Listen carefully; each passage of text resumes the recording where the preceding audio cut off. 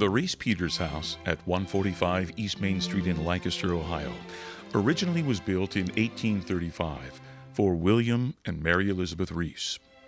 Mary Elizabeth was the sister of William Tecumseh Sherman, who later gained fame as a Civil War general, and John Sherman, who decades later as senator would write the Sherman Antitrust Act. During these years, Lancaster was the economic, political, and cultural center of the area, as well as being one of the largest cities in the territory. In 1834, the Lancaster Lateral Canal, which connected Lancaster to the Ohio Erie Canal, was completed, bringing new wealth and prosperity to the region. Sadly, the Reeses left the house in 1842 as the result of the financial hardships brought on by the economic conditions, which impacted the Reeses along with thousands of other Americans. The house changed hands a number of times over the next 30 years. In 1872, Talmadge sold the house to Philip and Caroline Rising. Philip Rising was an entrepreneur who started a business manufacturing uniforms for soldiers during the Civil War. Philip also founded one of Lancaster's early banks, which later became Fairfield National Bank. After purchasing the house, the Risings made many needed repairs and redecorated in the latest style known as Eastlake. Philip and Caroline had a son, George, and a daughter, Ida. Ida married Henry Beck Peters, and they lived with her parents in the house. Henry insisted that he pay rent to his father-in-law.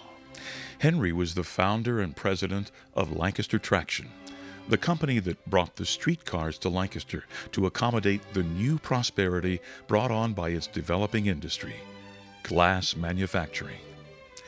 The Peters had a son, also named Philip. George also married, and he and his wife, Lena Wright, had a son named Russell. Following Lena's untimely death, George and Russell returned to the house.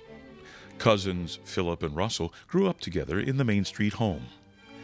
Philip Rising died in 1909, and Caroline in 1915. Philip Peters married Dorothy Wiley. They had 4 children: Mary, twin boys Henry and Philip, and Caroline. Philip and Dorothy lived in town and frequently brought the children to visit their grandparents at the house. The house was energized with young ones, playing in the yard and sliding down the banister. Afternoons were spent on the big porch, which became the summer living room, and returning inside for big family dinners. One of the games was to take a silver table knife and start out at one position with beans on it, dried white beans, and carry it as far as you could. And the person who got the furthest with the most beans left on the knife got the prize or present. That sounds very difficult. I mean, I've done the one with the egg on the very hard. Anyway, I came back the next day, and there on the lawn, where all the beans had been dropped, they had grown to about a foot tall. Oh, Mary, come on. Talking about Main Street, we used to go down, grandmother would send us down to get the oysters. And they had a special place. Clingy's. Clingy's. We went to Clingy's, and he gave us a little oyster bucket. And we came back and gave the oysters to Hazel down in the kitchen. And she made some of the best, talk about food. Some of that oyster stew was top-notch. And of course we were always interested in Hazel's productions. After the deaths of Henry and Ida Peters, the house was unoccupied, but used for special occasions in the 1930s. We both, Mary and I, both had our wedding receptions in this house. I remember there was mine, and I don't remember that much about yours. I was perfectly fascinated to see that Mother had hired a small band to make music, and we came from the church, and there was a harp back there by the window, and this harpist was harping away, and there was someone played something else, probably a violinist. So there was that music as we walked in, And then the receiving line was in the double drawing rooms. And there had been a special train, or a car, a train of what was the line that brought the, was it the C&O that brought the train to Columbus from Cleveland? I think it was I have no idea Chesapeake about and that. Ohio Railroad. Well, they hooked on a train full of Clevelanders, and they came, and those Clevelanders certainly added quite a spark to that particular wedding reception. We wound up, one of them was standing on a bedside huge bureau that was in one of the upstairs bedrooms, and they made speeches and cheers my husband. At the onset of World War II, with her husband overseas and a need to be near family, Mary Peters Bolton lived in the house with her 2 small boys.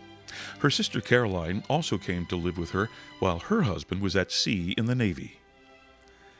After the war, the house sat empty for some years.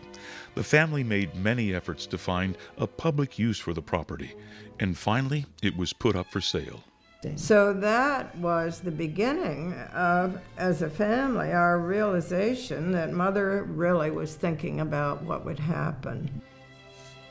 In 1994, the property was donated to the Fairfield County Commissioners by the Philip R. Peters Trust.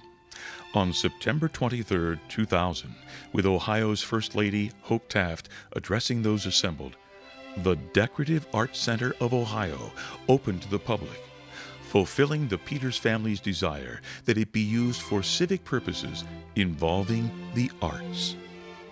Today, the center plays a vital role in the community by offering exhibitions of contemporary and historic decorative arts, interpretive tours, and art education opportunities to students of all ages. Now it's so beautifully maintained. It's a joy to behold. Mm-hmm. It really Well, is. Talking about rooms, I think that and Mother was, when Grandfather was in his declining years, my father took over as the president, and Grandfather lay in the bedroom in there, and Mother would come and sit beside him and take care of him while my father was down at the bank. And that's where Grandfather died. And he would have been very proud to know what happened to this house. I'm sure he would have, and so would his wife. He worked so hard. As a matter of fact, he fell asleep walking up Main Street. That's a good story. And the policeman stopped him and said, "Mr. Peters, you're asleep. Wake up." He had been working. It was now 1 or 2 in the morning down at the bank. He fell asleep walking up. He was getting ready for the bank examiners. Yes. Yeah. That was And a the big policeman- issue always in our the family, policeman when woke the him up. examiners came. And Grandfather made it back up the hill and went to bed. And then he got back up at 4:30 in the morning. He always got up to go to work.